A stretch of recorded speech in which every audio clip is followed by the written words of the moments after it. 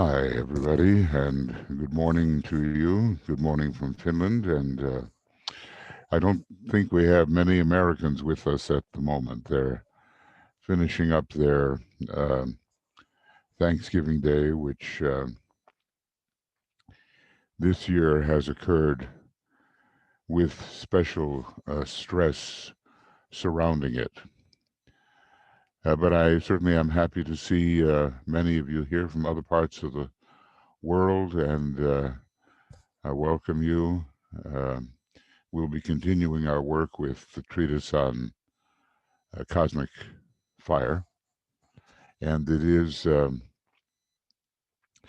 Michael informs me this is our program number 51. We're going to have quite a few programs before we're completed with this. I want to, however, I have not relented in this determination to keep our point of tension up regarding the difficulties of the post-election period, during which still very concentrated efforts are being made to overturn the election and to deprive people of their rightful vote. As a matter of fact, every day I'm shocked at the constant attempt to continue submitting lawsuits, to continue the suing, when so much is obvious and so much has been decided. And some of the courts are going along with the Republican efforts, and this is maybe something new and something dangerous, because at the present time, whatever the Republican Party may have been at the moment, it is opting for the path of materialism and a path that could lead to dictatorship and totalitarianism, at least a path against democracy, which is the hierarchical form of government, the type of government that we must at least sustain until we understand something more about Shambhala and the kind of extraordinary monarchy which comes out of Shambhala through the king, who is Sanat Kumara. So, with the idea that still attention must be given, close attention, to the refusal to accept an obvious defeat according to the will of the voters, um, our attention has to side with the promotion of democracy. And so we will use great invocation number 2, and attempting to invoke the Christ and to invoke the idea of, it really is an idea of liberty uh, for the will of the people who comprise humanity. It's not just an issue with the United States. If the democratic possibilities fail in the United States, it will have worldwide repercussions. I think everyone does realize that untoward possibility. So let us align.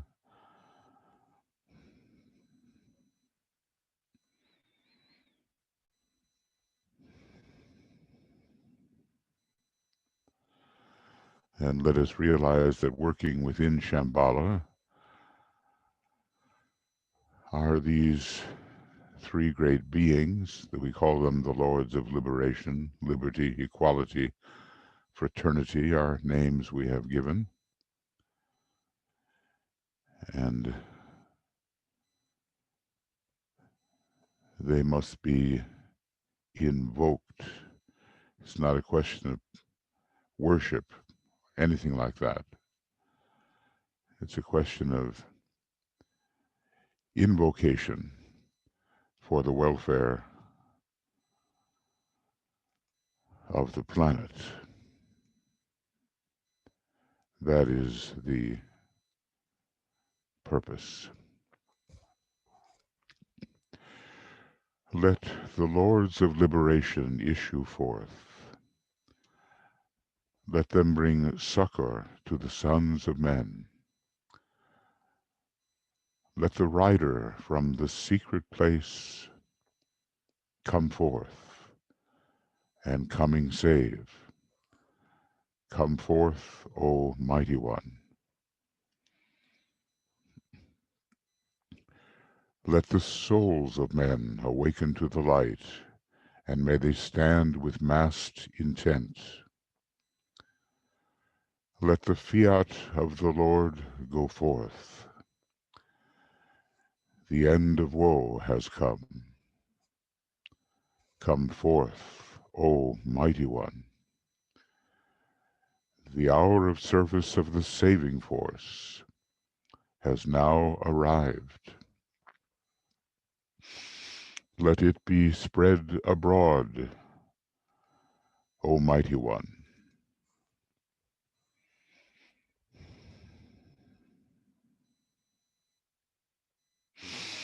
Let light and love and power and death fulfill the purpose of the coming one. The will to save is here. The love to carry forth the work is widely spread abroad. The active aid of all who know the truth is also here. Come forth, O Mighty One, and blend these three. Construct a great defending wall. The rule of evil now must end.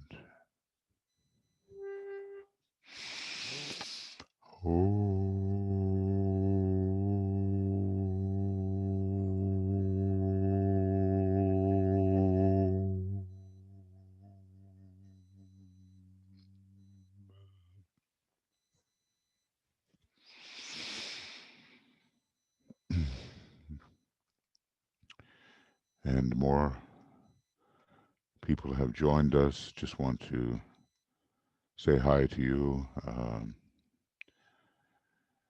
And Veronica, Anna, Annette, Catherine, Cindy, Hilda, Ishtar, Joe Garceau, Margot, Martine, Nathalie,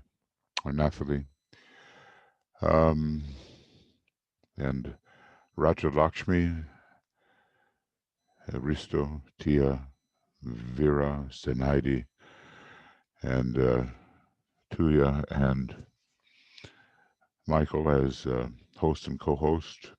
So welcome, and we will proceed. I've been pretty much reading from the book itself. There are very detailed commentaries which exist, and they can be found on Makara, and they've been built up over a number of years. So if you are interested in some of the details which probably cannot come out in, spontaneous discussion of the text, but which have been thoughtfully put together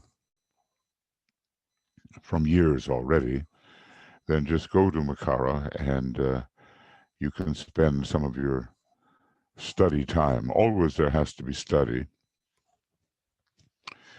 When we were well, in the arcane school, I have a long history with that, and in the later degrees, always study had to accompany our meditation, and then it was naturally assumed that we would work on the service angle according to our best according to our best light. So, as the Tibetan has said, I've given you more than you can ever absorb. And that is very true. But we can absorb something as a foundation for the forthcoming teaching.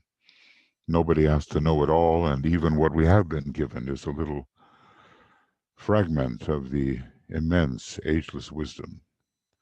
One can only imagine the libraries within Shambhala, whatever form those libraries might take. But we have to, as much as possible, apply what it is we're learning. And actually, one of the ways of application is to make people aware that teaching of this kind actually does exist, so that they can uh, somewhat loosen the hold which their concrete mind has over them. And there are just so many people who are the victim of the rigidities of the concrete mind, and they can't break out. The new schools are exactly for that purpose. The mind is, in general, too concrete, the astral body too unstable, and the etheric body too weak. And these are the reasons in general why the new schools of meditation, the new esoteric schools must exist. Now, we're pretty near the end of this little section. He says, it's page 51 it is, let us now briefly recognize certain facts regarding fire in matter. It's an animating principle, really. It's when certain fires leave, certain types of movement just cease. So certain facts regarding fire and matter, and let us take them in order, leaving time to elucidate their significance. DK knows that as we continue to study, these at first technical and obscure matters may become more meaningful to us, more familiar, and we will not be in a position simply to be dealing with words. First, we might say that the internal fire, being both latent and active, I mean, within dense matter and radiatory, that's the active part, etheric, shows itself as the synthesis of the acknowledged fires of the system, and demonstrates, for instance, as solar radiation and inner planetary combustion. There's a peculiar theory that seems to have some degree of believability in the writings of the masters. It's called the hollow earth theory, and there's a fiery vault that seems to be the center uh, of our planet. And I know this is not contemporarily what is thought as far as the structure, the inner structure of the planet, but Master Hilarion his name is associated with this hollow earth theory, and sometimes the Tibetan seems to hint at it without spelling it out. So, the active fire is pretty much the solar radiation. It's solar prana. And then we have this fire more in the depths of matter that he's calling here inner planetary combustion. Um, we have not yet so much knowledge of this internal type of fire.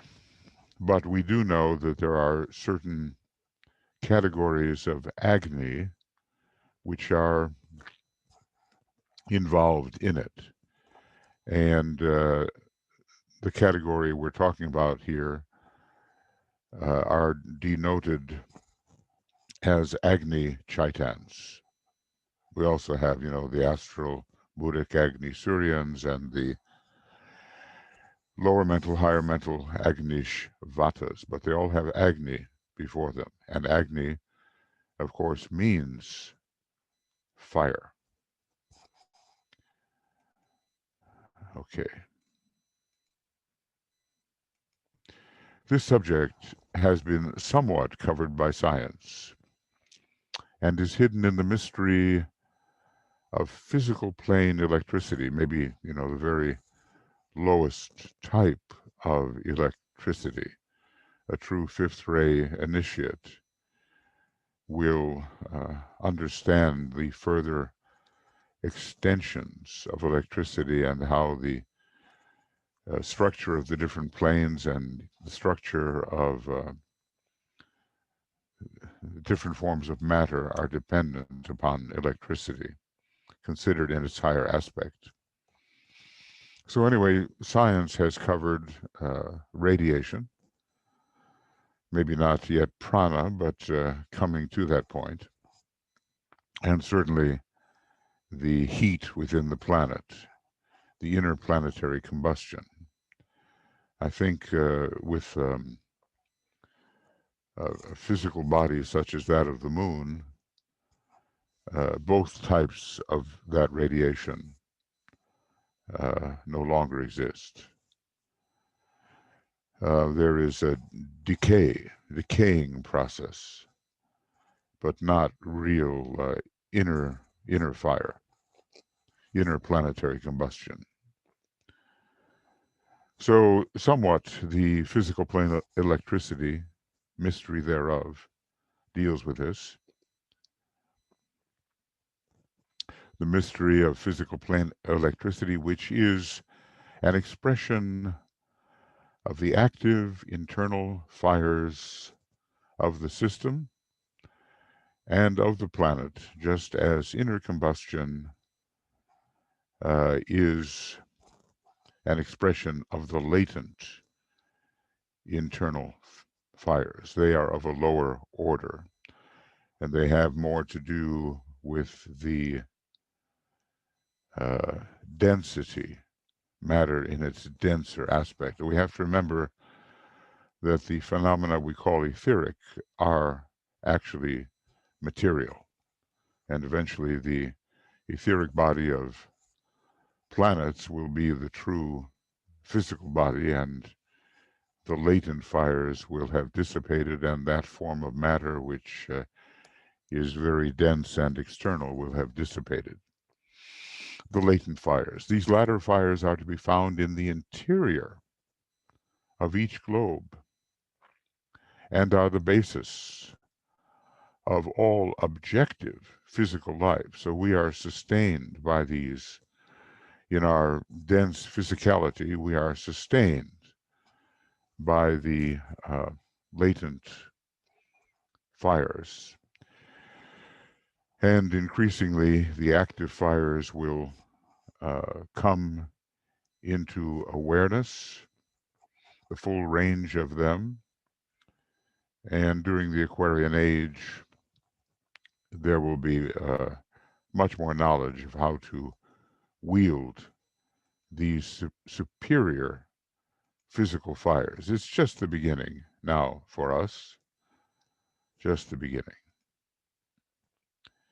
But by the time another 2,000 years have passed, uh, humanity will be much less dense, we might say, or focused on the densest, non-principled part. As I say, the body consciousness is the great object of attention of the great majority. But that will change, and the realization that what appears in the body must appear first within the ethers, that realization will come home to us, and we, under the seventh ray, will become much more refined in our physicality, and he tells us healthier and more resilient. It will be a new relation to matter. It's not that we're entering into an age where spiritual materialism has no place. We do want a spiritual attitude towards our material aspect, and especially towards the more subtle material aspect, which even now is beginning to be noticed and measured by uh, progressive scientists. So here are some uh, statements and some information given regarding two types of fire, active and latent, all part of fire by friction. The fires of the entire personality really are part of fire by friction, and we don't get into the solar fire until we uh, focus on the higher mental plane. Secondly, he says, we might note that the internal fires are the basis of life in the lower kingdoms of nature, and in the fourth or human kingdom in connection with the two lower vehicles. Now, what does he see these lower vehicles as? Let's see. It may be astral and then etheric physical. The fire of mind, when blended with the internal fires, is the basis of life in the fourth kingdom. Now that's what's making a human being a human being. Manas has to get into the act. And united, they control, particularly now and later entirely, the lower threefold man or personality. And this control lasts up to the time of the first initiation, at which time solar fire begins its particular developmental trajectory in earnest and all the way to the fifth initiation. So the very lowest fires are sustaining the lower kingdoms, and as far as humanity is concerned,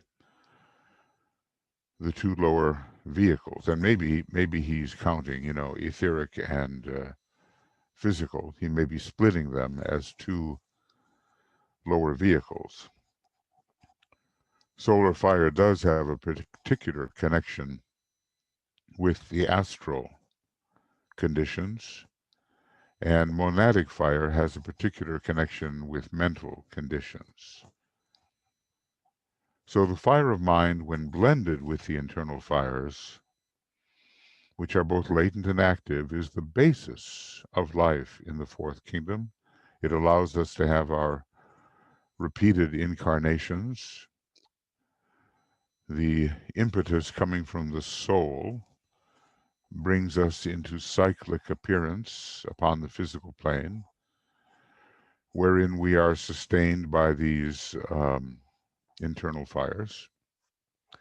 And united, they control partially now and later entirely the lower threefold man, or the personality. The soul is responsible then for the personal appearance, and apparently not only for simply the outermost appearance of the personality. But everything changes at the first initiation, and the important idea there, I think, is that we enter the fifth kingdom of nature at the first initiation. It's a momentous event, and in a way, it's equally momentous to that ancient event we called individualization, wherein we became human for the first time and entered the fourth kingdom of nature. Now, under the influence of solar fire, we enter the fifth kingdom of nature, and that's the kingdom of souls. And then we move on to become planetary lives and eventually solar lives as the kingdoms ascend. So pretty much in this second thing, he's talking about the fire of mind being solar fire for the most part, and guiding the personality's development. And then he moves on to the fire of spirit, finally. When blended with the two other fires, and that's not yet the case for the majority of us, which blending commences in man at the first initiation, because there is a kind of monadic registration felt within the soul, but not within the personality consciousness, felt at the first initiation within the soul. That's interesting, because we don't really bring it through, perhaps, as an effective presence, an effective monadic presence, until the third degree. But there is a reference, I haven't seen it for a while, but the idea is that there is monadic activity at the first initiation, though confined to the higher mental plane. And I suppose working through the jewel in the lotus within the causal body, and for the first degree initiate who is really simply a beginner, not registered. So the fire of spirit, finally, when blended with the other two fires, namely the internal fire and the fire of mind, especially the solar fire, which blending commences in man at the first initiation, forms a basis of spiritual life or existence, a basis. We're developing soul consciousness at that time, but it's all sustained from the level of the monad. Everything that we are and seem to be is really monadic. It's an extension of the monad. The causal body egoic lotus is an extension of what we are monadically, and so is the personality. But different forms are taken, and we recognize those forms as distinct from the monadic life and monadic awareness once we ascend to that particular point of tension. But out of the monad comes everything, and then there is the assistance of the previously achieving human beings that we call solar angels. And they act as our guides as the monad is developing, as our monad, it's a peculiar statement, it's only one really, but let's call it, our monad is developing its vehicles of expression. As evolution proceeds in the fifth or spiritual kingdom, and all around us, when we see disciples who are true disciples, and we reckon with the existence of probationary initiates and true initiates of the third degree and beyond, we are proceeding to evolve in the fifth or spiritual kingdom. The egoic lotus is filling out and opening up and radiating its qualities and its tones and its colors. So as evolution proceeds in the fifth or spiritual kingdom, these three fires blaze forth simultaneously, producing perfected consciousness, and I might say perfected human consciousness. It's hard to talk about the human being or the member of the fourth creative hierarchy as having anything like truly perfected consciousness in our solar system and beyond. But, relatively speaking, there is a perfection that's associated with the number 4. And I have a feeling here that we're talking about the achievement of the fourth degree. You might note that on the atmic plane, I wonder if I can demonstrate that, or at least show you what I'm talking about. This quality of perfection, there it is, right up there. Let's see if I've made it visible. Yes, I have. Perfection on the 4th level of the atmic plane. Somehow perfection has always a lot to do with the number 4 because of the harmony and the balance and the complete adjudication of forces. Just the way intuition is a more perfect form of perception. It's also on the 4th level, this time of the Buddhic plane. It's more perfect than what we can observe with the ordinary mind.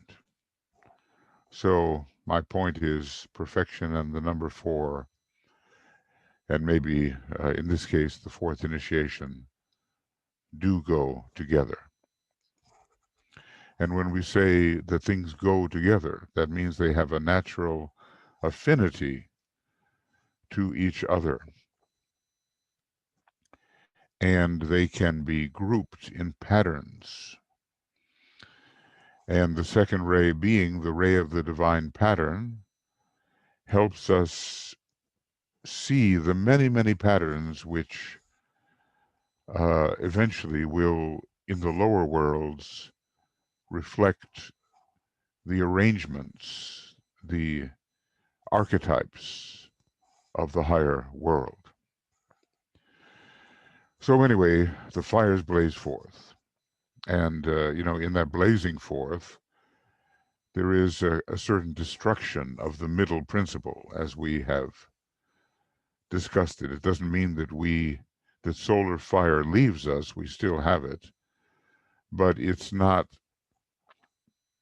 supplied so focally by the solar angel, because the solar angel returns to the heart of the sun, or maybe even higher within the solar logoic expression.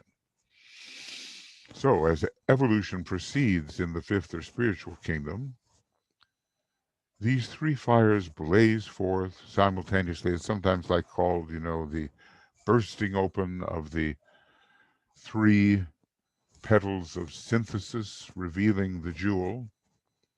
That's not yet the phase of destruction, but it precedes that phase of destruction. Perfect consciousness, perfected consciousness. The blaze results in the final purification of matter.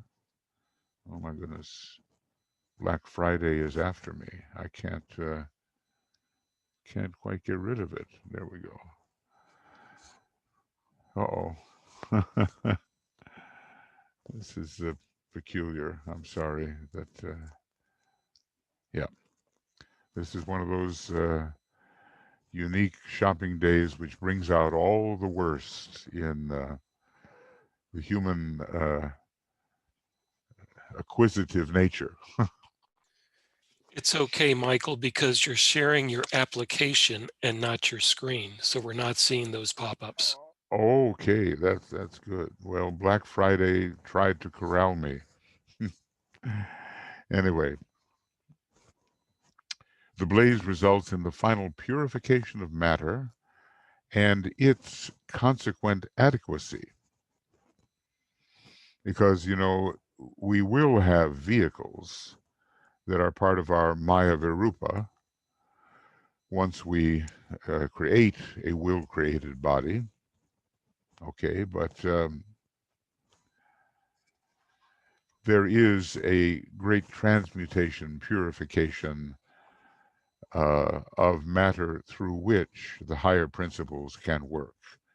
When matter is dense and clogged and weighed down by particulates that don't really belong, then the higher points of tension can't get through. But the fourth degree brings this purification.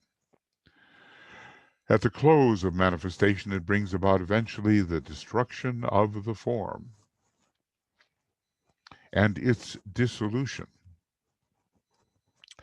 and the termination of existence as understood on the lower planes. But of course, as I say, the fourth degree initiate, but more probably the master, can generate replicas of what the personality used to be, but they are no longer lunar in nature. They are no longer inhabited by those beings that we call lunar lords. They are directed and controlled from a newer point of tension within the spiritual triad. In terms of Buddhistic theology, it produces annihilation. So, you know, it's not only the disappearance of the vehicles in the lower world, but if we were to be able to focus upon the highest mental levels, which are still within the dense physical body of the solar logos, we would find annihilation of the causal body too. This involves not loss of identity, but the cessation of objectivity and the escape of spirit plus mind to its cosmic center. And that cosmic center will be monadic eventually. It has its analogy, I would say finally, because the fourth and the fifth initiation seem to go together, it has its analogy in the initiation at which the adept, having cleared the supernovic destruction, it's kind of a little individual supernova. It has its analogy in the initiation at which the adept stands free from the limitations of matter in the three worlds. Now, remember that even the causal body is found within the lower three worlds, at least from the solar logoic point of view. So all the 21 subplanes really are, from the solar logoic point of view, the lower three worlds. And although the master can generate vehicles, and even the Arhat can, even the fourth degree initiate can, generate vehicles within those lower three worlds, they no longer have the same origin. And the lunar lives are no longer part of that demonstration. The lunar lords have been banished, as it were. The internal fires of the system of the planet and of man are threefold. So, okay, this is, DK makes these wonderful outlines. You just have to, and they're oftentimes quite detailed, and you have to find a way to follow them. He has categories within categories, and they're presented in an orderly manner, but you have to follow them. So the internal fires, that's the large category of the system of the planet and of man, as he keeps ever the idea of analogy alive, are threefold. One, interior fire at the center of the sphere. Those inner furnaces, they are fires of a kind, they're called furnaces, which produce warmth. This is latent fire. Now, this is one of those little tabulations which seems to bring together the information he's been offering. So we're dealing with three types of internal fire, and latent fire is the interior fire at the center of the sphere. And I guess we have our own analogy to that. And is that, the fire at the base of the spine. Then there's radiatory fire. This type of fire might be expressed in terms of physical plane electricity, of light rays, and of etheric energy, all three. Notice three categories. And this is active fire, not latent fire. And then there is essential fire, or the fire elementals who are themselves the essence of fire. He hasn't dealt with that so much. He's been focusing on the latent and the active, on the interior and the radiatory. Now, our experience during the Aquarian Age will be very much with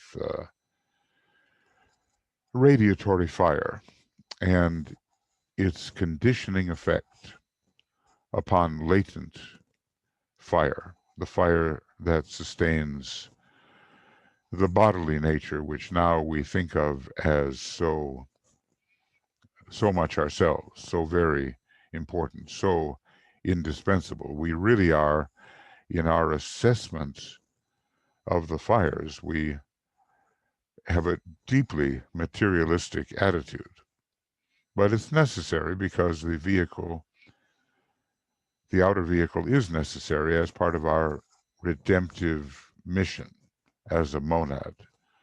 We are lifting up the unregenerate matter that was the leftover of the previous major solar system. And so finally, we have essential fire, the fire elementals, who are themselves the essence of fire. And they are mainly divided into two groups. So let's look at what those groups may be. The fire devas, or evolutionary entities, and the fire elementals, who seek to move deeper and deeper into material confinement. They are the involutionary entities. And, one day the scientists of the future will have to make a keen discrimination along these lines. Our goal, of course, is not to live the involutionary life, but to work with the evolutionary entities and to cultivate them and to use them to raise our consciousness so that we can bring higher states of consciousness into lower worlds which would normally exclude such consciousness. This is just the ABCs. You know, there's 1,000 things we don't know about this process, but we know, I think, when involutionary tendencies take over, we can, and the kinds of mistaken things we do that promote further captivation by the involutionary entities. We also know maybe the sense of the liberating fires which raise us up, which refine our vehicles, and which allow us to bring higher consciousness into vehicles which previously deflected such consciousness. Later, we will elaborate on this. Good thing too, huh? When we consider the fire of mind and deal with the nature of thought elementals.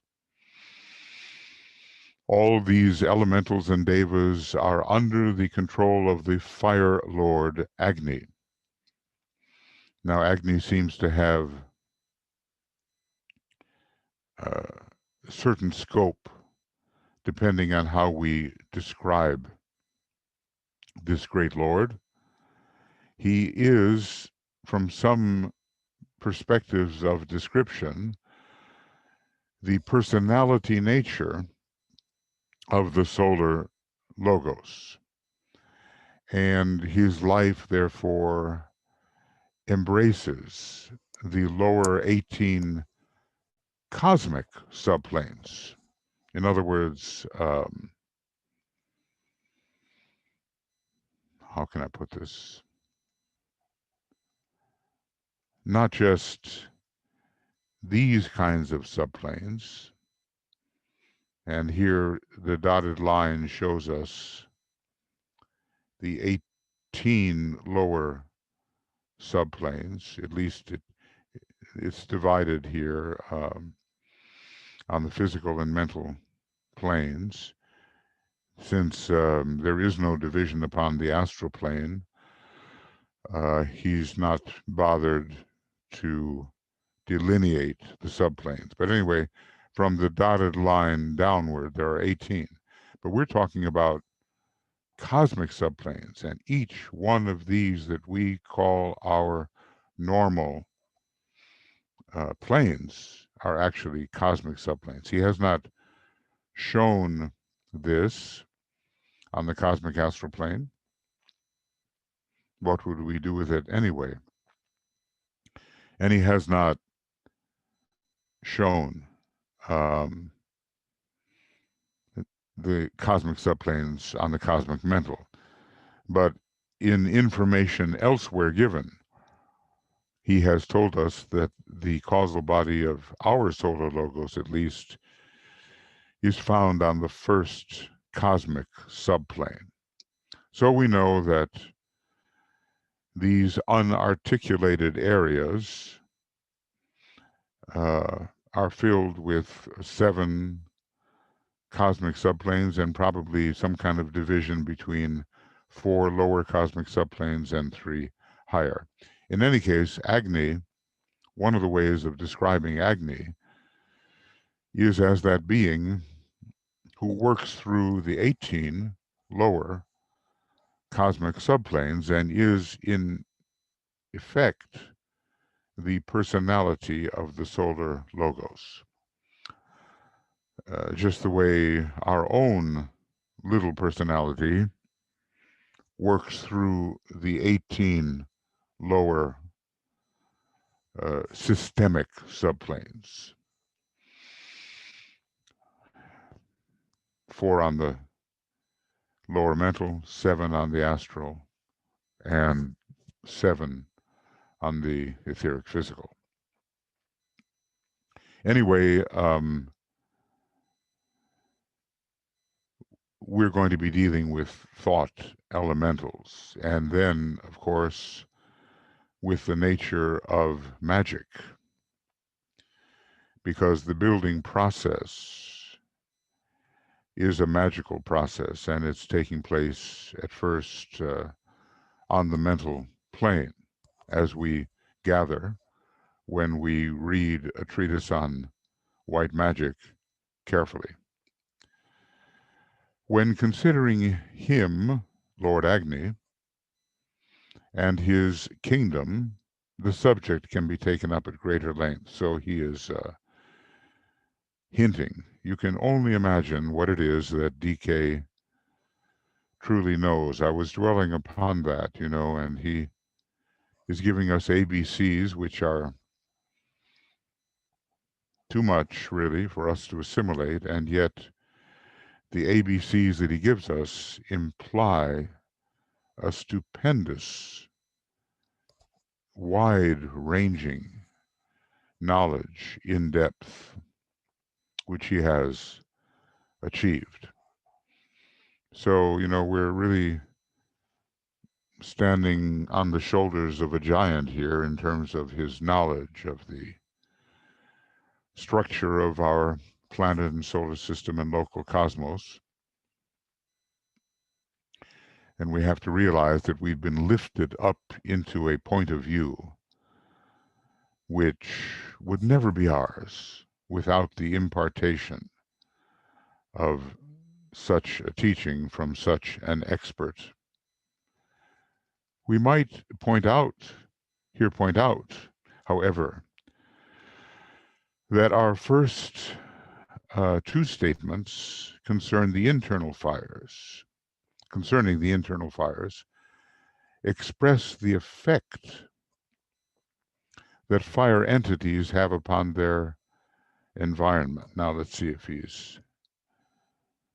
The first two statements may be that interior fire is at the center producing warmth, and this is latent fire, and that radiatory fire involves three categories: physical plane electricity, the lowest, I suppose, then light rays, and then etheric energy. So maybe those are the first two statements, and they are effects, it would appear. So the first two statements express the effect that the fire entities have upon their environment. You almost... it'd be well to have an abundance of fifth ray to study this particular aspect of the teaching. Heat and radiation are other terms. The latent heat, internal heat, and radiation of the higher type of internal fire, the active fire. Heat and radiation are two other terms which might be applied in this sense. Each of these effects produces a different class of phenomena, and that's what we're dealing with here. The kinds of phenomena that appear to us on the different planes and subplanes. Each of these effects produces a different class of phenomena. Latent fire, it's the lowest type of interior fire, causes the active growth of that in which it is embedded, and causes that upward pushing which brings into manifestation all that is found in the kingdoms of nature. I guess we're talking especially about the lower kingdoms of nature.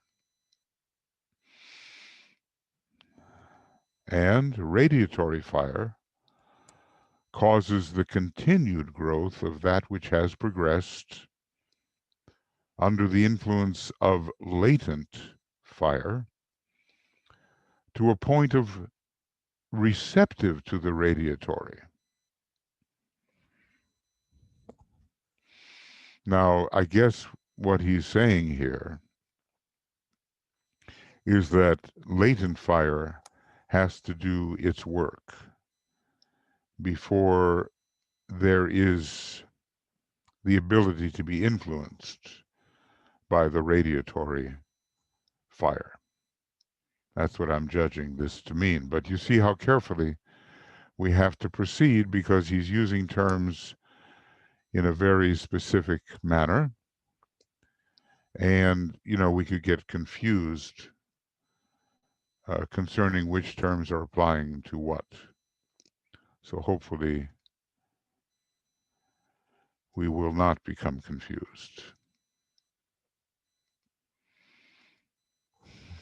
First comes that internal fire that we call latent fire. Then comes that internal fire that we call radiatory fire. Now he's going to tabulate this for us, and maybe we can read that. We have just a little more time. He's looking at 3 great atoms. Actually, in this book, he deals with 4 because he includes the atom of substance, and he's always paralleling them. Systemic or macrocosmic. So the solar logos, the grand man of the heavens, the lion of cosmic will, as it is called. Latent or interior fire produces the internal heat, which makes the solar system productive of all forms of life. And there are all kinds of forms of life in our solar system of which we know nothing. We seem to think that only Earth has life, but what it really means is that the different kingdoms are system-wide and they show up in different ways on different planets. It is the inherent warmth which causes all fertilization, whether human, animal, or vegetable. Active or radiatory fire retains in life. It feeds, it continues the presence of life, because certainly the body dies when that radiatory fire is withdrawn, and causes the evolution of all that has evolved into objectivity by the means of latent fire. So he's being very specific, is he not? He's just explaining in greater and greater detail what we can expect. So that's the big picture as far as our solar system is concerned. It's operating within the ring pas not of the grand man of the heavens, the solar logos, the lion of cosmic will. And of course, it just hints at the kinds of forms of life which are not just existing on the earth. Maybe they don't exist in the same form, or maybe on the dense physical plane, depending on what cyclic stage the planet may be passing through. Maybe Earth is rather unique for the outermost production or expression of these various kingdoms, but the kingdoms of nature are system-wide. That we have to bring in mind. The kingdoms of nature exist throughout the system, not just upon the earth. And then comes the active or radiatory fire, which continues the evolution once objectivity has appeared through latent fire. So here's the big category, interior fire, and then we have the latent fire and the active radiatory fire as categories of the interior fire. Then we come down to the level of the planet. But he didn't say just the earth. He says planetary or heavenly men. So all of these planetary logoi are, in a way, heavenly men. And he's not, again, just talking about the Earth. What is laid down anent the system as a whole, under the law of analogy, can be predicated of all planets, which in their nature reflect the sun, the solar logos, their elder brother. So I would say that this particular book really depends upon the application of the law of analogy. And then he comes down to the little microscopic man. Human latent fire, the heat interior, remember that's the lowest category of interior fire, right? Human latent fire. And what were the two words he used? Heat and radiation, yes. Uh, the heat interior of the human frame causes production of the forms of life, such as the physical body cells, organisms nourished by the latent heat, and the reproduction of itself in other human forms, the basis of the sex function. So we're down right here on the cellular level when we're dealing with the lowest form of interior fire, that is, human latent fire. Now, I just want to say, not that physics was ever my best subject, maybe it was my worst, but DK talks about our planetary logos as being the divine physicist.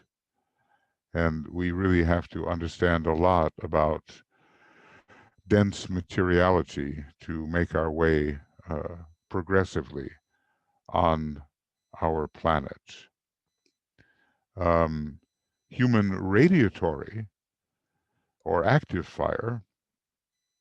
So there's the heat, which is latent, that's the lowest form, and then radiatory or active fire is a factor as yet, but little comprehended. That's coming in the Aquarian age. It relates to the health aura and to that radiation from the etheric which makes a man a healer and able to transmit active heat.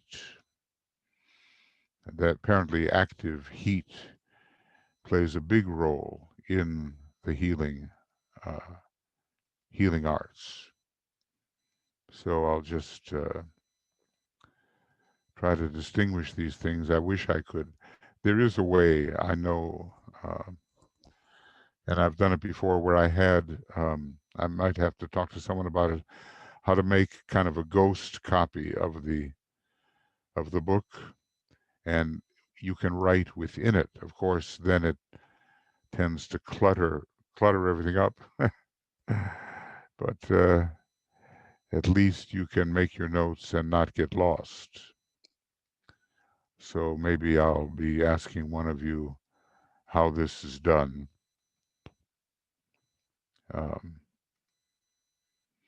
I think that's as far as we will go, because he's going to make a further differentiation. Well, we're getting near the end, but I still don't feel that I should push on into this, or should I? Maybe just to read it without, much commentary. It is necessary to differentiate between this radiation from the etheric, which is a radiation of prana, and the magnetism, which is an emanation from a subtler body, usually the astral, and has to do with the manifestation of the divine flame within the material sheaths. There is definitely a connection between the monad, which we might call the divine flame, and the astral body. One is 2 planes from the height of the cosmic physical plane, and the other is 2 planes from the depth. Count up to, count down to. The divine flame is formed on the second plane, the monadic. And magnetism, which is a method of demonstrating radiatory fire, is therefore felt primarily on the 4th, Buddhic, and 6th planes, astral, right, Buddhic and astral. These are, as we know, closely allied to the monad, and so is Neptune involved with every one of those planes. This distinction is of importance and should be carefully recognized, differentiating magnetism from the radiation of the etheric. Important differentiation. Now, DK is being so very specific about these matters which concern the equipment of the inner man. But if we're not clear about the equipment, well, then we're not going to be um, successful in our skill and action on the outer planes. Having therefore made the above statements, we can proceed to take up somewhat in greater detail the interior fires of the systems, microcosmic and macrocosmic. You'd think maybe that he had spent enough time on all of this, but he seems to want to go further. So this will be the 4th of December, and this will be the ending. I might repeat what I've just gone over very cursorily. And beginning of 4 December 20. That's what we'll do the next time. And if you have patience going through this part, then okay,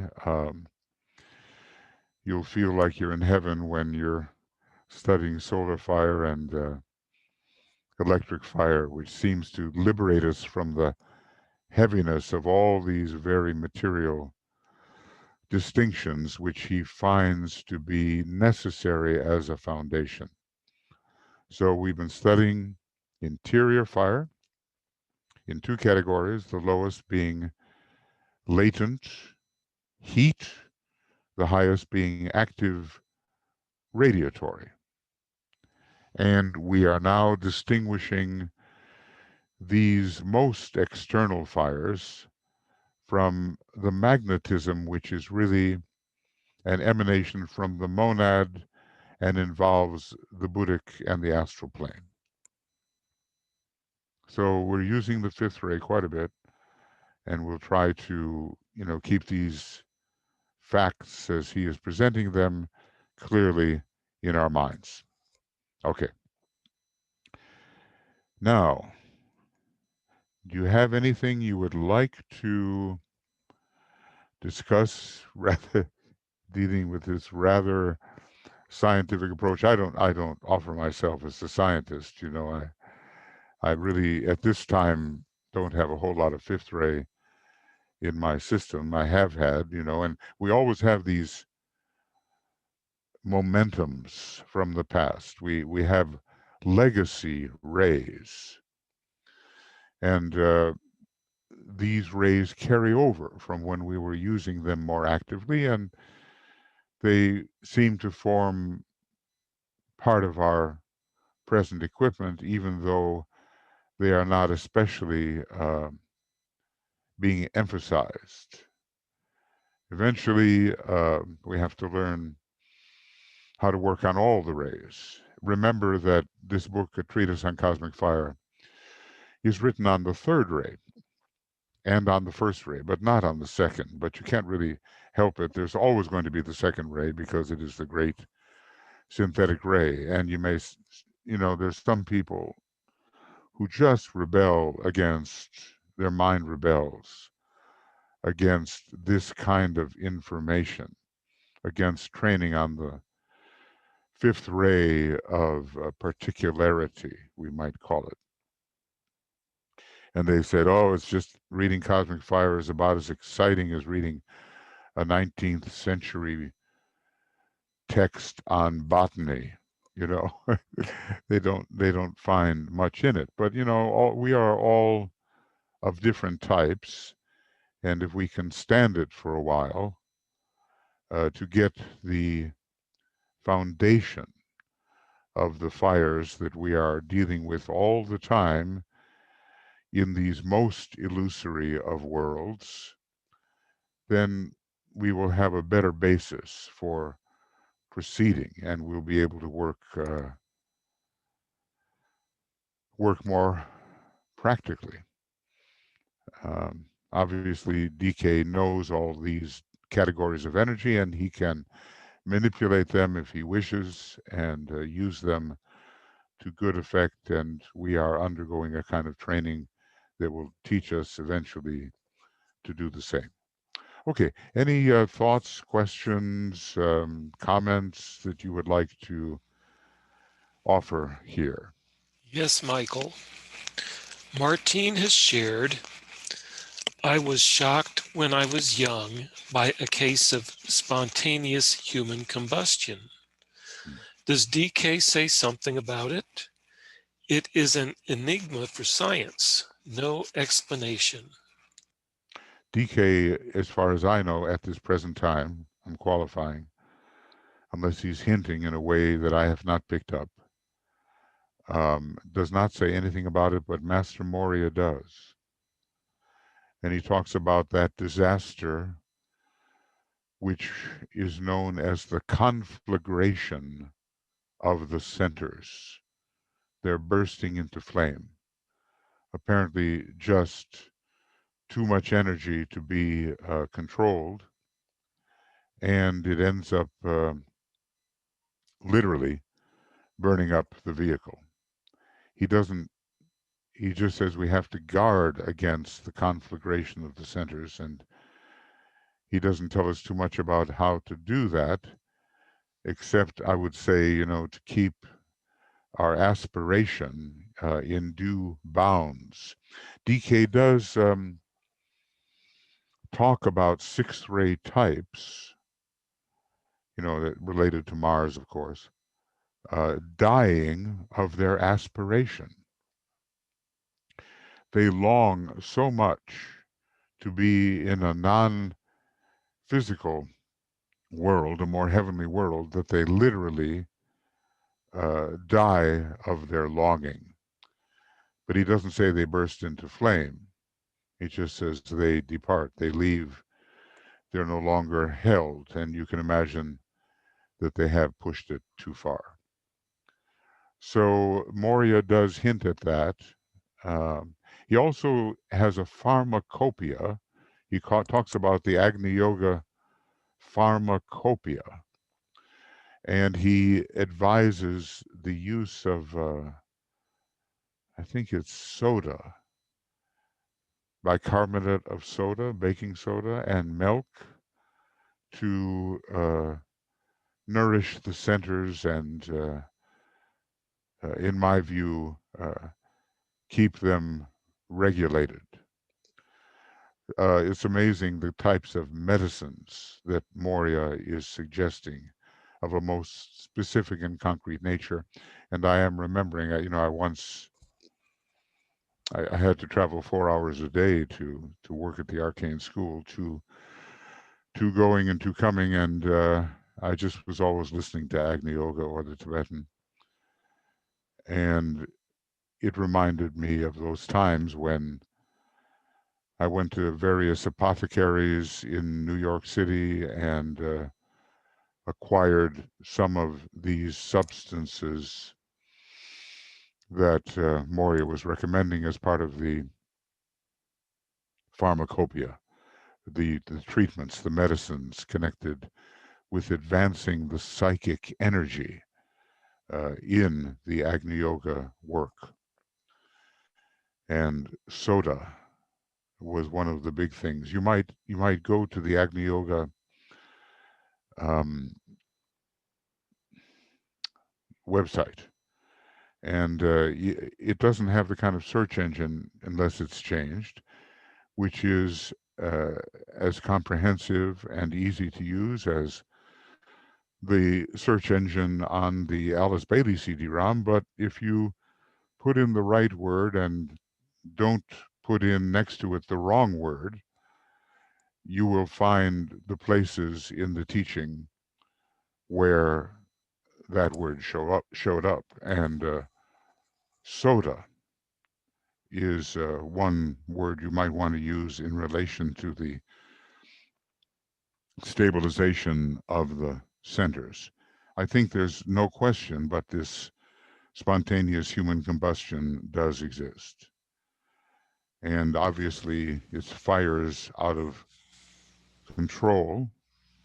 And the great danger in all matters of spiritual development is the unwary people get a hold of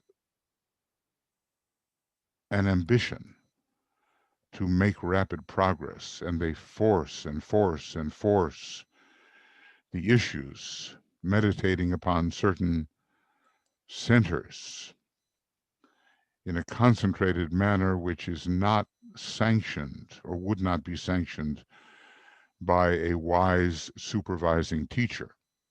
And they cause, if not the destruction of the whole body, they can cause all kinds of inflammations and breaking through protective layers and inadvisable mixing of different layers because the protective layers have been burnt through their ardor and their misapplied focus.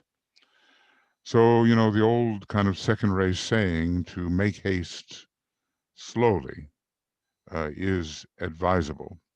I'm sure if one wanted to conduct a research project on that, you would get a mixture of very bad ideas and some good ideas that you could discriminate and relate to the teaching such as we have it. And Meanwhile, yeah, Martine Martine, followed up yeah, that with a question: what kind of process is it, and what use, if any? I don't think it has a use. I think it's just fires out of control, and it's a question of how much fire of different kinds goes through what kind of center and what effect those fires have upon the dense physical organism. So, as I say, the closest term that I've seen in the teaching we follow is combustion of the centers, conflagration, of a bursting into flame of the centers. And you can also, in Agni Yoga, look up the word conflagration and see if you can find various hints. I don't see a use for it. I just see what DK advises against, that you will be thrown back lives and lives while you rebuild the protective webs within the etheric body, which have allowed uh, excess fire to uh, cause a condition within the centers, which are a flaming condition and which destroy the physical etheric mechanism.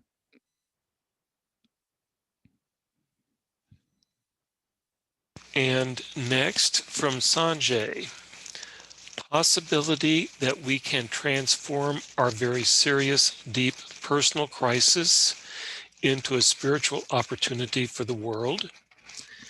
And a related point: can we use the fire of our pariksha, tests by the divinity, and transform into good of all?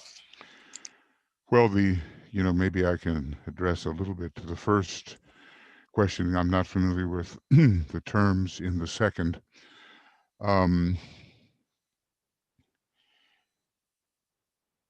If we manage to bring harmony into our psyche with the onset of various kinds of crises, which are usually battles between the higher and lower opposites, we can affect the immediate environment in which we find ourselves. And of course, people and other kingdoms of nature are part of that environment. So the more we harmonize and stabilize and are sufficiently refined to bring in higher energies in a way which are not destructive, because always when you're dealing with higher energies at first, there's going to be a lot of friction. We say, oh, well, we transfer the solar plexus to the heart. Well, that's not without its consequences. Or we transfer the sacral energy to the throat. It will have its frictional consequences. But when we begin to achieve harmony in those transferences and the higher centers begin to absorb the majority of the energy and yet remain in contact and with the lower centers and expressive through them, we can affect in a positive way the people around us, the kingdoms around us, and that is opportunity for the world. So every time we overcome something and rise in our point of tension and in our degree of harmony, we are bettering, however slightly, the world condition. If we, on the other hand, simply succumb to the crisis and begin to degenerate and disintegrate, it drags others down. And it's not an opportunity for them, it's a counterforce against which they would have to fight, and in relation to which they would have to spend energy to resist. Now,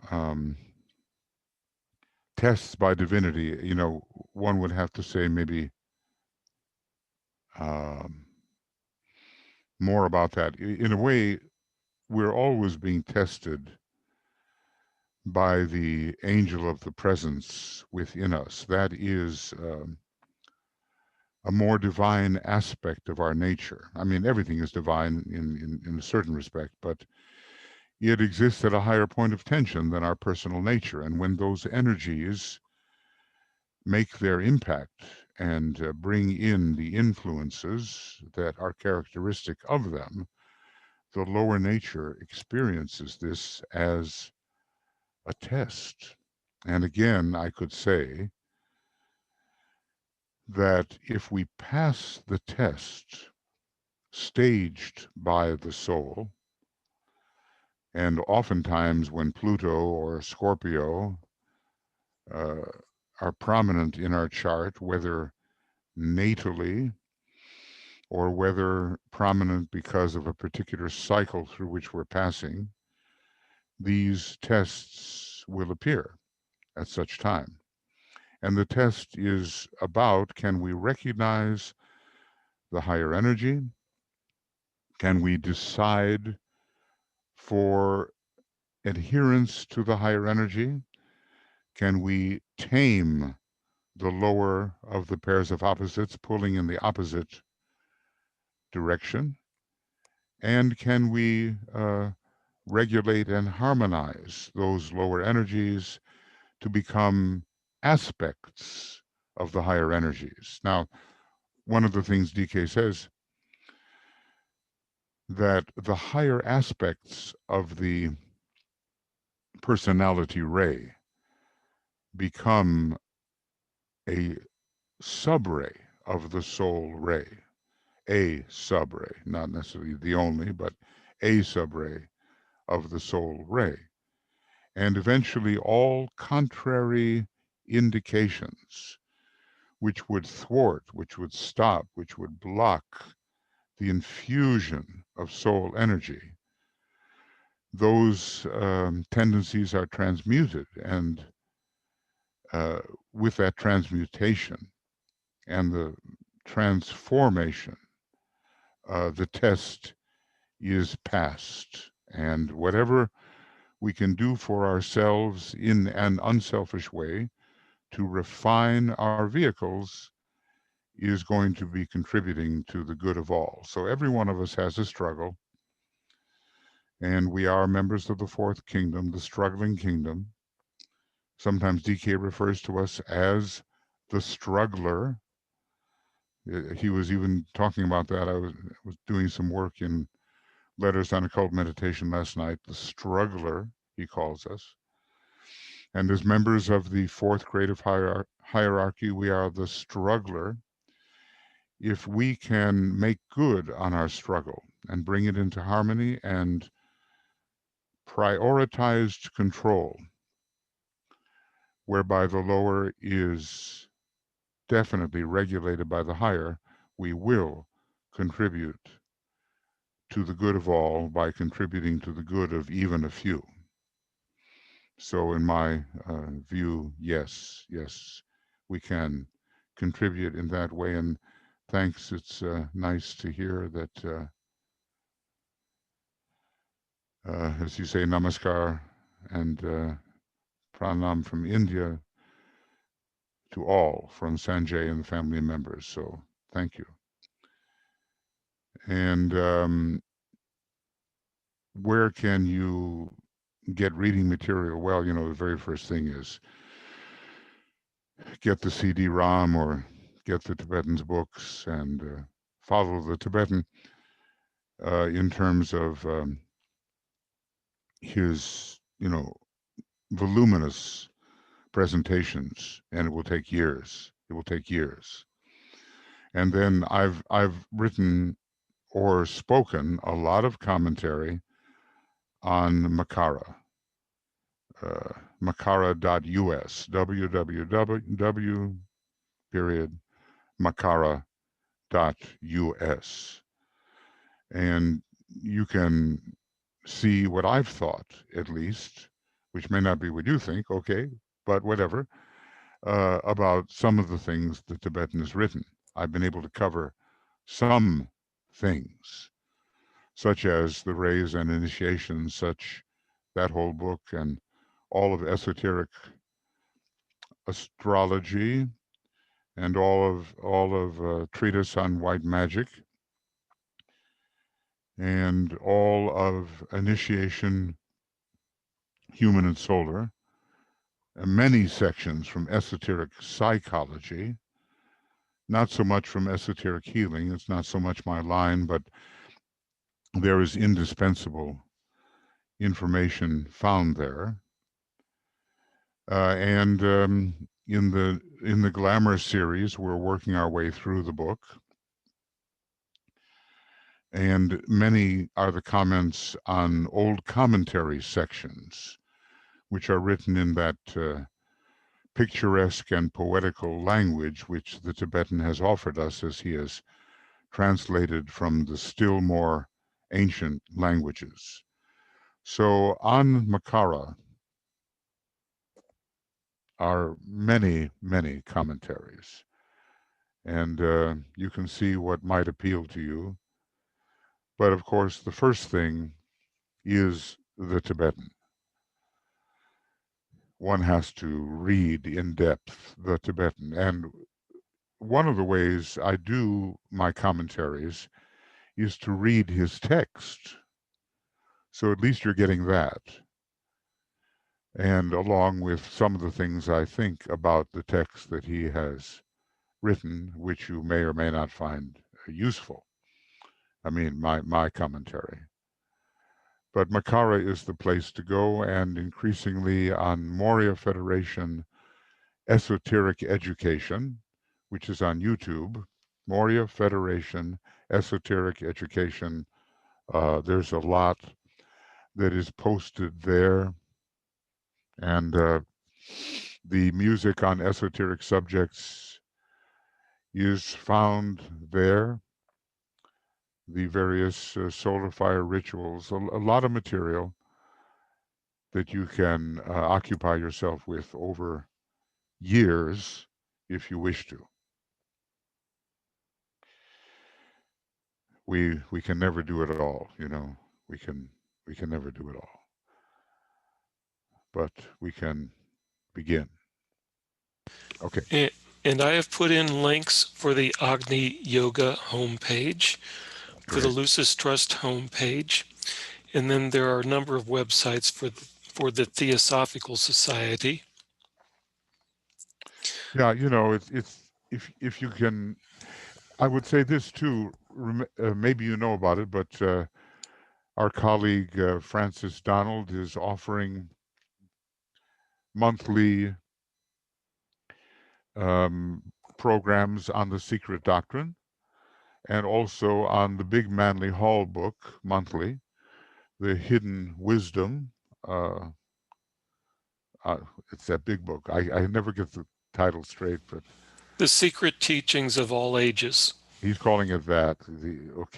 Masonic, Kabbalistic, Rosicrucian. You know, he has a very long title of these traditions that he includes in the secret teaching of all ages. And once a month, he offers that. So that is very educational. And we are just our many programs. And if you are a student in the Moria Federation, still other things are offered. So we certainly have an abundance of offerings, but I would go definitely to Makara if you haven't done so already and have a look around. And maybe also our Moria Federation website. Michael, do you have the link there? I'll get that. It's makara.us. Okay, well yeah, that's Makara. And what about the Moria Federation? MoriaFederation.com. Okay, Moria good, Federation, all one word. good. Okay. So, you know, the great teachers have given us enough to keep us very involved for a long time. And I've been working on this material in this life anyway for 50 years. I think, well, more than that actually, more like 55 years. And it's just scratching the surface. But the knowledge accumulates within you and it begins to coalesce and come together and patterns begin to form. And I'm going to make a little quotation here that is a beautiful quotation, and it will tell you what can happen ideally. So it's from Esoteric Psychology 1, and it is around, I don't know, somewhere in here. I just want to make sure. Esoteric Psychology 1. I think, am I in the right book? Uh-huh. Here it is. And this is, And change your screen share. yeah, yeah, yeah. Thank you. Okay, what does he say here? The character, he's talking about the second ray, which is the major ray, you know, for all of us, really.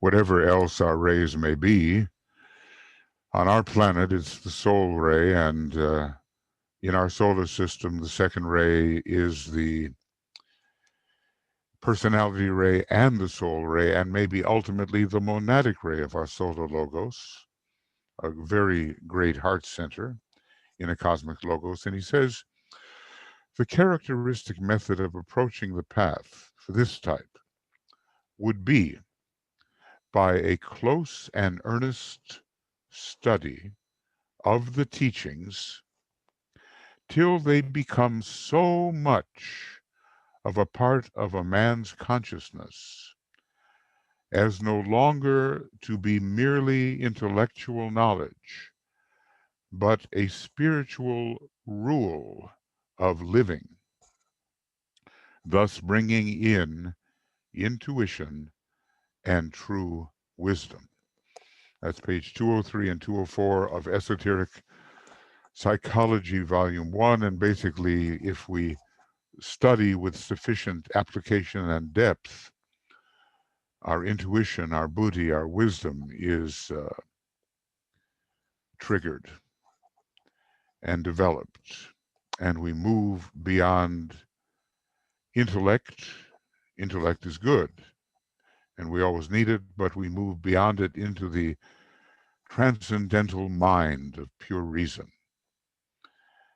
And that happens at a certain point if we are sincere enough in application, close, our application and close and earnest study.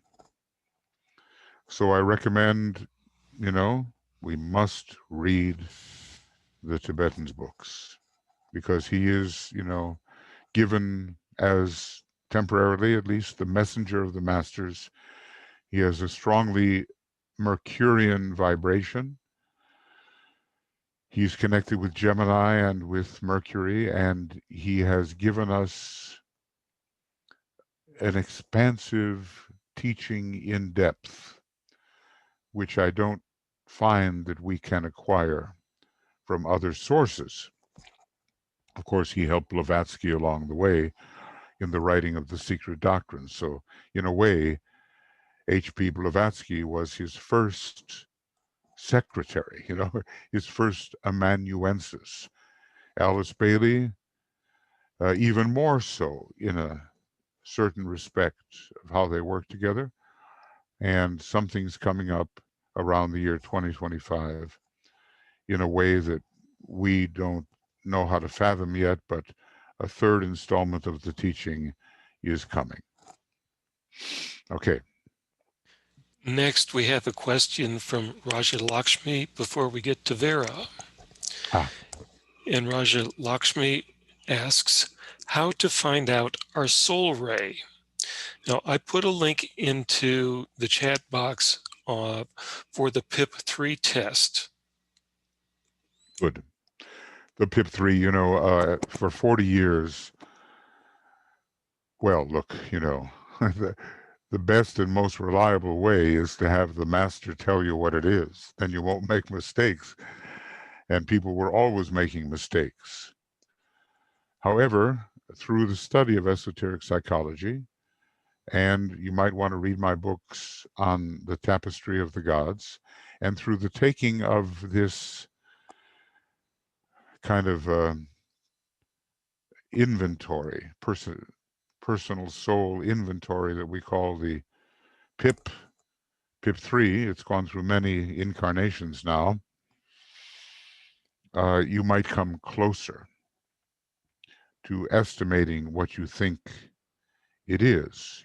Read DK's descriptions, read my descriptions, take the PIP test, which I cannot say is, always necessarily going to be accurate, because sometimes your astrology gets into the PIP test, and like, let's say you might have a strong Aries or Leo, it might show up as Ray 1, or maybe a strong Pisces or Gemini might show up as Ray 2. So it's hard to tell, are we dealing with an astrological influence or with a ray influence? But many people have found the PIP helpful.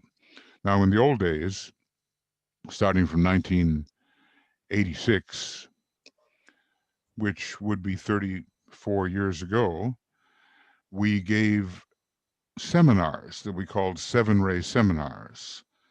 And we'd get people together, or I would, and then later others, would go to different cities, and we'd be together for 2 or 3 days, and we'd enter a process of self-description and of drawing and of self-observation. Sometimes you can tell when you look at the eyes, when you look at the face in general, indications of the ray will be right there. And you might want to check out some of the work of James Davis, who did a lot with physiognomy and the eyes.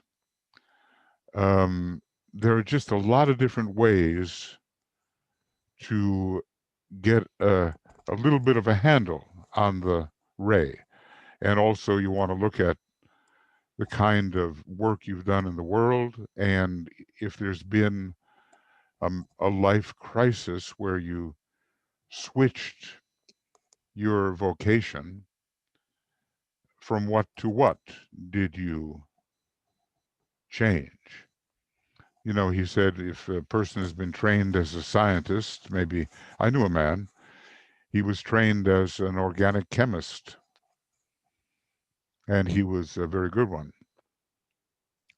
But suddenly he became religious, really religious. Very, and those are contrasting energies. He changed from his sixth ray vocational application to kind of a sixth ray fundamentalist religious orientation, and his what he went through in his life showed that change, the struggle. I can, give you an example from my own life, that for many years I was a musician and an opera director and so forth, and I went through a big struggle with that fourth ray tendency, and eventually just got into the wisdom full time and went to New York to work at the Arcane School and started setting up these different schools. And it was obviously a big battle between the fourth ray and the second ray, fourth ray personality, second ray soul. So the struggle in the middle of life, we sometimes call it a midlife crisis, and the qualities of that struggle can give a good example of what your soul ray may be as it starts to come into expression.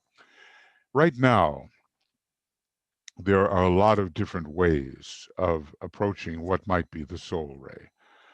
And in general, if a person sticks with Master DK and finds that his mode of teaching is nourishing and the kind of teaching he wants to follow, it's generally an indication somehow of a pretty prominent second ray on some level, usually the soul, but sometimes the monad as well, or the monad instead of the soul.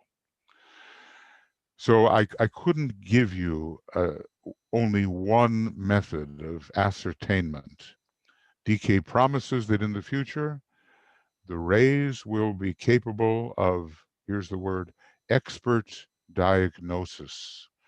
What a fifth ray term. Expert diagnosis. We're not really there yet.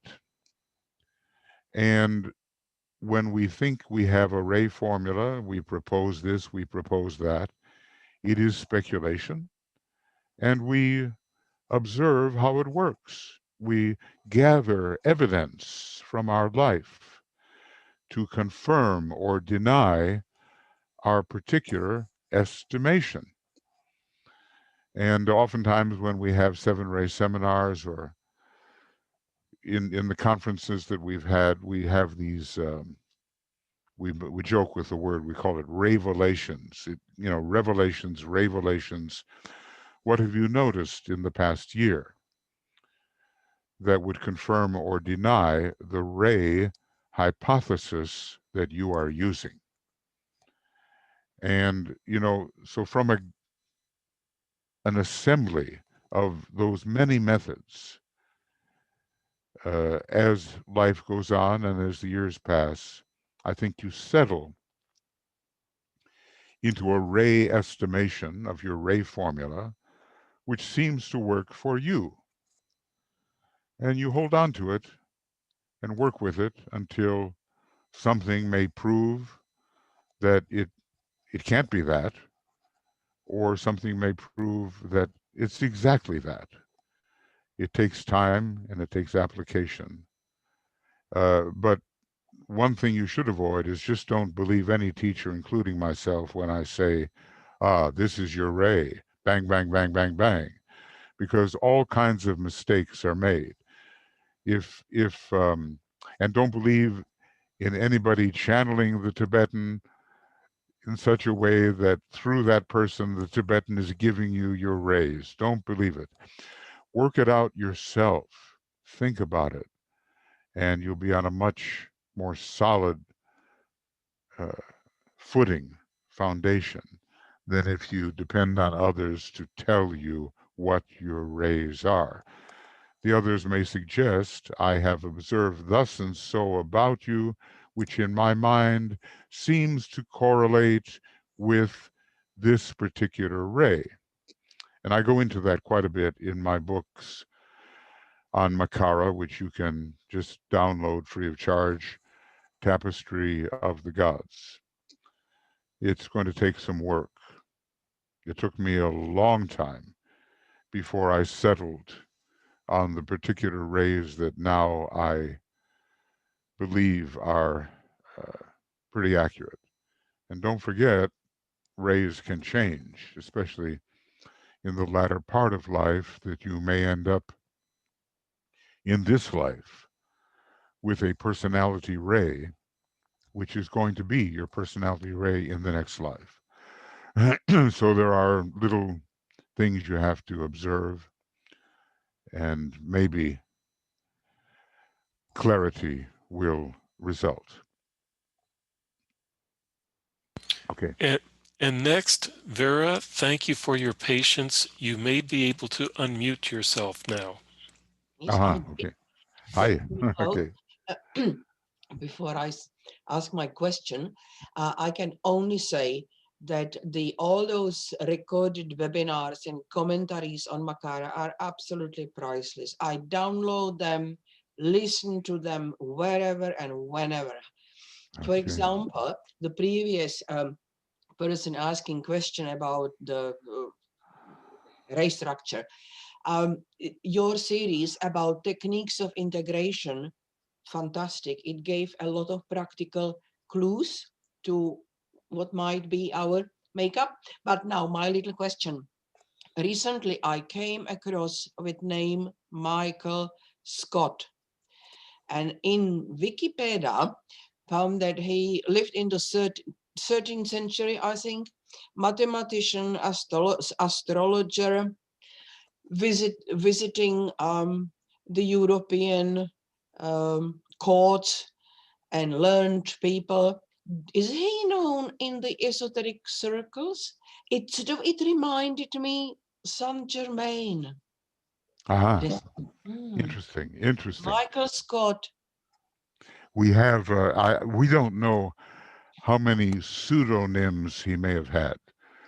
He, Ah, you know, he really uh, was an amazingly protean, changeable type of figure. But we do know something about his incarnations as given to us by the Tibetan as Roger Bacon and Francis Bacon and the Count de Saint Germain and Rakotsi, this master Rakotsi. mm, And maybe Saint Germain and Rakotsi were very much the same incarnation. He had an ability kind of to disguise himself. And there, so it's difficult to say uh, whether this was perhaps a pupil of Saint Germain or a pupil of what we now know as Master R, or whether it was the actual individual himself. A close study might be able to reveal that. The Tibetan has not given that name at all, mm, but there are other there are people who did this, and they were known for their astrology and for their occultism and like there was an occultist in Elizabethan times known as Dr. John D. D. Yeah. E. E. Yeah. And one of his code names was kind of like 007. It's kind of I don't know where I heard that, but he was had a profound library and all of that. And DK talked about two European incarnations that he has had, although he did not specify, and maybe one of them was as Cleinias, the just Greek, or the assistant to Pythagoras. That still might have been considered European, although really more involved with Asia Minor. So where these illustrious individuals show up, how they show up, what names they use, what disguises they use, a lot of that has yet to be revealed, but it's always good to detect someone who is on a recognizable line of Mm. teaching or of thought. Interesting about this man you're speaking of. I could Thank you. look him up. Yeah, I could look him up. Okay, well, thank you, Vera. And, DK is there with his voluminous knowledge, and he's offering us methods to grow into, to transmute knowledge into wisdom and desire into love. And he gives us very sound methods. And in this day when so many, fanciful, glamorous methods are being suggested, it's good to have something that one can really rely upon. So thank you for your thoughts. Okay, is that it? That appears to be it. Okay, the itness of it. Okay, well, very good. And what I'll do, we'll end as we often end with the great invocation. Tonight we're continuing. What is it's glamour, isn't it? At 6 p.m. GMT, and it's going to be not Zoom but GoToMeeting, right? GoToWebinar, That is correct. and yeah, our we're reading on now in the book and working with this glamour about manipulating the will of others, as is being found in the voting post-election process.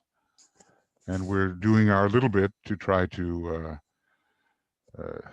preserve and defend the democratic form of government connected with hierarchy. Okay, friends, very happy you're here. Thank you. And now the great invocation.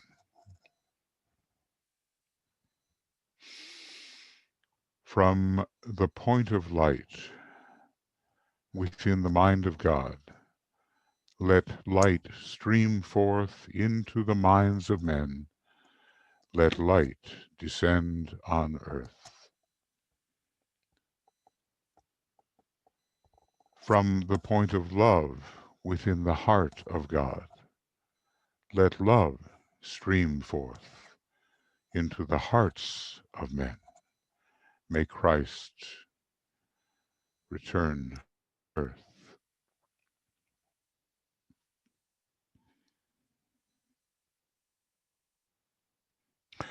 From the center where the will of God is known, let purpose guide the little wills of men, the purpose which the masters know and serve.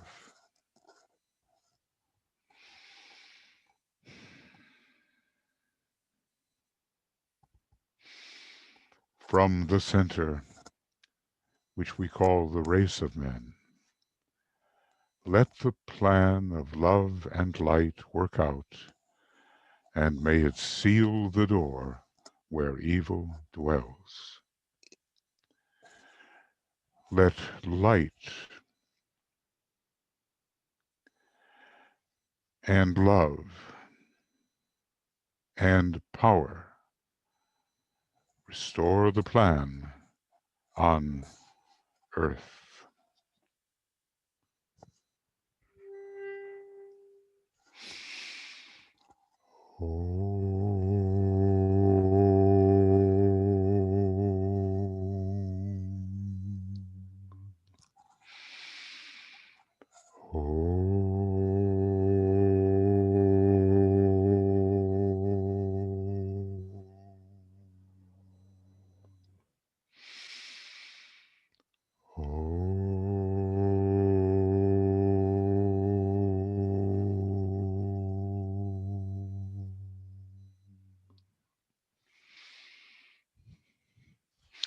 Thank you, everybody, and maybe see some of you tonight. We still have 2 programs, our night anyway.